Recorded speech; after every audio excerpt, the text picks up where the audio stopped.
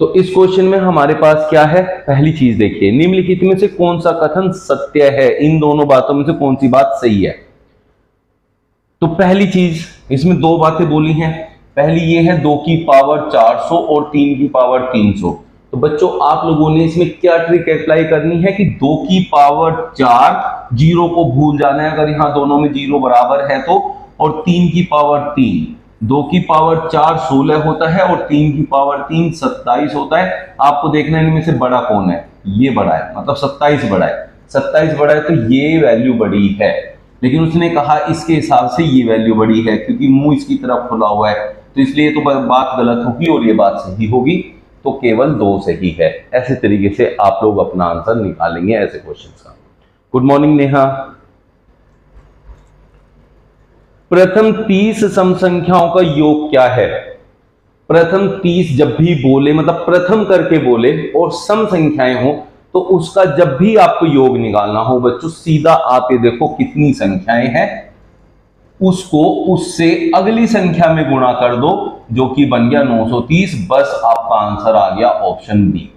लेकिन इसमें 2 कंडीशन है, प्रथम लिखा होना चाहिए, साथ में सम लिखा होना चाहिए। प्रथम और सम अगर लिखा है तो आपने ये ट्रिक अप्लाई करनी है और आंसर विद इन सेकेंड लेके आना है। 1.01 का स्क्वायर प्लस 0.01 के स्क्वायर का मान क्या है। आप लोगों को ऐसे क्वेश्चन में क्या करना है, आप ऑप्शन देखें, सभी ऑप्शन में 10202, 1202, 10202, 10202, मतलब एक जैसे से आंसर है। तो आंसर फाइंड करने से पहले आप लोगों को एक चीज देखनी है कि यहां कितने अंकों के बाद दशमलव है, 2 अंकों के बाद। तो वर्ग करते हैं तो वो 4 अंकों के बाद चली जाएगी, इधर भी 2 अंकों के बाद है तो 4 अंकों के बाद चली जाएगी। उस ऑप्शन को सर्च करो जिसमें दशमलव 4 अंकों के बाद लिखी हुई है, बस वही आंसर होगा। यहाँ 1 2 3 4 ये अंकों 4 अंकों के बाद लगा हुआ है दशमलव, तो ये आंसर है। यहाँ 3 के बाद है, यहाँ 3 के बाद है, यहाँ 2 के बाद है, तो ये आपके आंसर नहीं हो सकते। फर्स्ट ऑप्शन आपका आंसर होगा। विदाउट कैलकुलेशन आप पता करेंगे, और ये सारे क्वेश्चंस जो हैं पहले पूछे भी जा चुके हैं दिल्ली पुलिस में और पूछे जा रहे हैं बार बार। 8 से 120 तक ऐसी कितनी संख्याएं हैं जो 7 तथा 5 दोनों से विभाज्य है। भाई जब भी आपसे कहे ना इससे भी विभाज्य होगा उससे भी, तो इसका मतलब दोनों का साझा होगा, और दोनों का साझा हमेशा याद रखना लघुत्तम में होता है, महत्तम में नहीं होता। लघुत्तम में दोनों का साझा रहता है, सब कुछ इन्वॉल्व रहता है। तो इसका मतलब 7 और 5 का लघुत्तम निकालना है, और 7 और 5 का लघुत्तम होता है बच्चों 35। 35 से विभाज्य होने वाली 80 से 120 वाली कितनी संख्याएं हैं। तो आप लोगों को आसान सा एक तरीका बताता हूं, इन दोनों में ये देखो कितनी संख्याएं सम्मिलित है। 80 से 120 41 संख्याएं हैं, उसको हमेशा ये जो लैसा आया था उससे भाग करो, कितनी बार चला, 1 बार चला, तो एक ही आंसर होगा। जितनी बार चलेगा पहाड़ा उतना ही आंसर हो जाएगा आपका। समझ में आ गया भाई? फिर भी कोई डाउट है तो पूछो। यदि a प्लस बी बराबर 10 है और a भी 5 है, तो a का वर्ग जमा b का वर्ग क्या होगा। जब भी आपको यहां 2 संख्याओं का योग दिया है और उनके वर्गों का योग पूछा है, तो बच्चों इसका वर्ग करो, जो कि 100 आ गया, और जो a b का मान देता है उसका करना है 2 गुना, जो कि 10 हो गया। उस 10 को यहां अगर प्लस दिया है तो माइनस कर दो, और अगर यहां माइनस होता तो इसे प्लस कर देते। माइनस किया, 90 आया, ऑप्शन बी आपका करेक्ट आंसर हो जाएगा। सी की आय बी की आय से 30% अधिक है तथा बी की आय ए की आय से 30% अधिक है। सी की आय ए की आय से कितने प्रतिशत अधिक है। बहुत आसान विद इन सेकंड करने का तरीका सिखाता हूं। क्या करना है, सबसे कम किसकी आय है, ए की।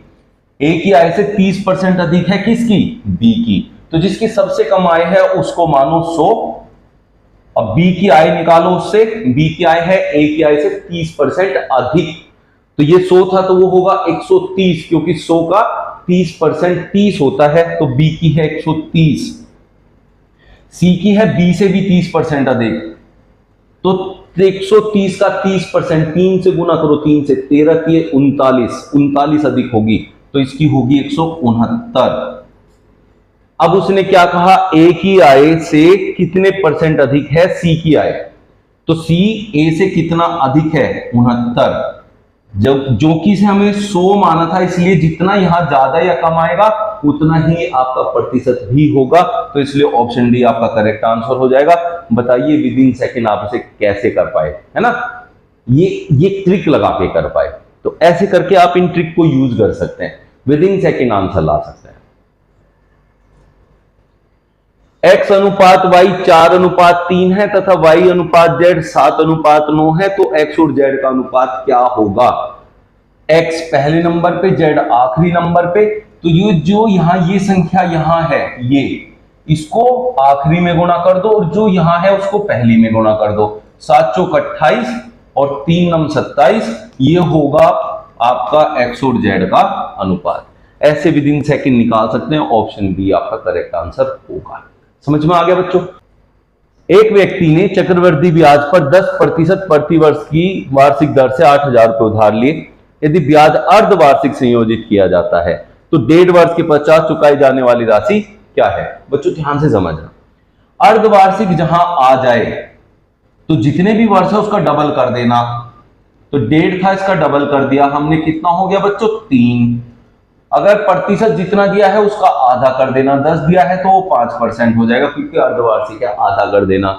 दर आधी कर देना, साल डबल कर देना, फिर क्या करना है, 8,000 रुपए पे आपको 3 बार, मतलब ये 3 आया ना डबल करके, 3 बार ब्याज मिलेगा। किस हिसाब से, 5% के हिसाब से। ये क्वेश्चन बन जाएगा आपका, समझ गए।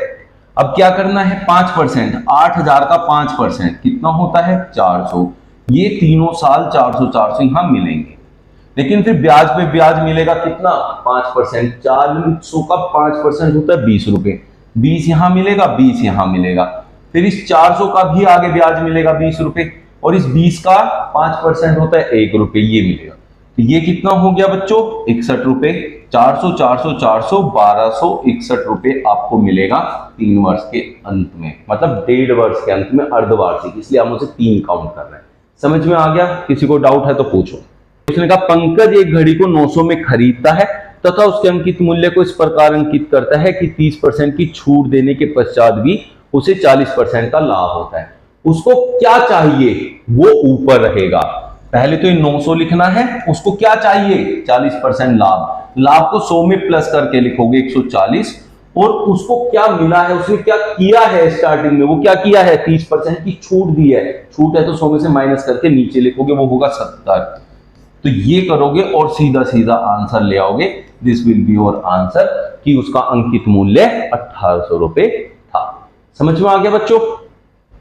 जब भी आपको वर्ग के विकर्ण की लंबाई दे उसका वर्ग करो, जैसे यहां 7 है तो 49, और उसका आधा करोगे तो आपको मिलेगा उसका क्षेत्रफल। समझ में आ गया। क्या करना है, विकर्ण की लंबाई जब भी देगा उसका वर्ग करो, उसका आधा आपका हमेशा क्षेत्रफल होता है। ये देखें, बहुत अच्छा सा एक क्वेश्चन आयु का। राहुल की आयु 50 वर्ष है तथा मोहित की आयु 70 है। एक की 50 है, एक की 70 है। कितने वर्ष पूर्व उनकी आयु का अनुपात था 1:2। इसका मतलब कितने साल पहले राहुल की आयु मोहित की आयु से आधी थी, या कह सकते मोहित की आयु राहुल की आयु की डबल थी। ऐसे क्वेश्चन में सिर्फ और सिर्फ ऑप्शन से क्वेश्चन करना है, ऑप्शन से। ठीक है बच्चों।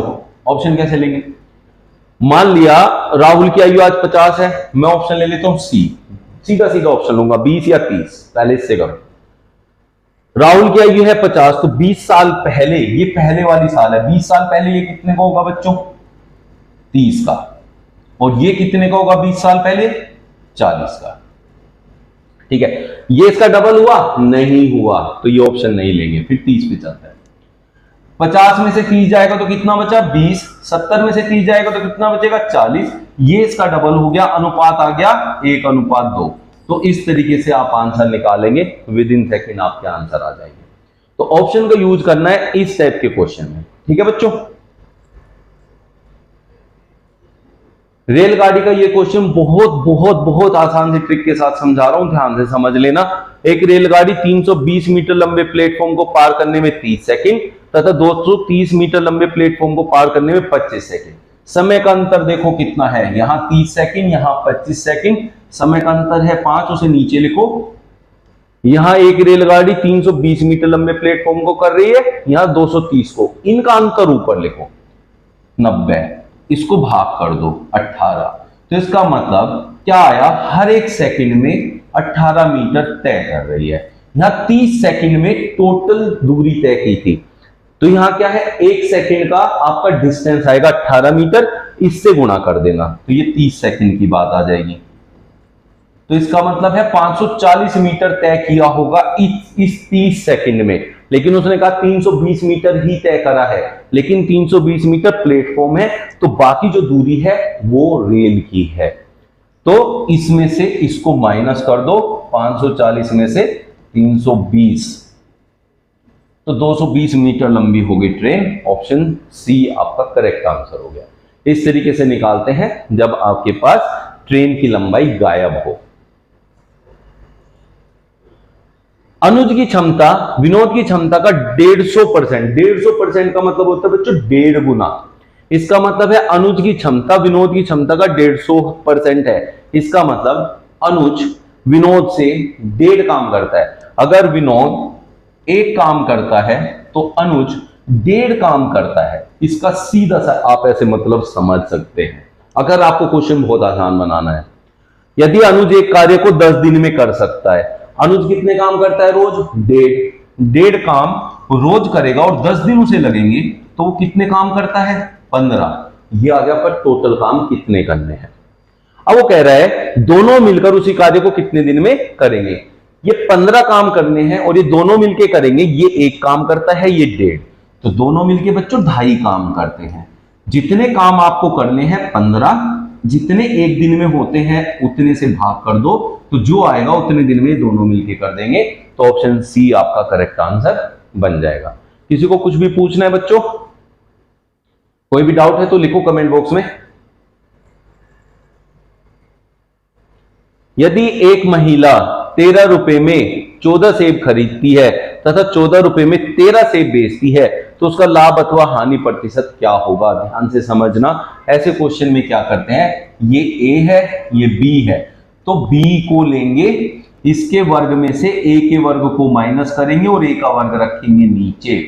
ठीक है बच्चों, बी का वर्ग मतलब 14 का वर्ग माइनस 13 का वर्ग बटे में 13 का वर्ग इंटू 100 कर दो, प्रतिशत आ जाएगा सीधा सीधा। अब यहां 196 माइनस 169 बटे में 169 गुणा 100 करके जो भी आएगा आप कमेंट बॉक्स में लिखेंगे, ये आपका होमवर्क है। तो इस तरीके से जो भी क्वेश्चन आपको करना है ऐसे टाइप का, जब 13 में 14 और 14 में 13 ऐसे संख्या वेरी करती है। यहां ए बी है तो यहां बी ए होगा, यहां पहले में बी ज्यादा है और दूसरे में ये ए है, यहां बी पहले लिखा है ए बी। ठीक है, यहां बी वाली वैल्यू पहले आ गई, ए वाली वैल्यू बाद में आ गई, तब 14 यहां बाद में लिखा है, यहां पहले, तो प्रॉफिट होगा। अगर 13 बाद में और यहां 13 पहले लिखा है तो नुकसान होगा।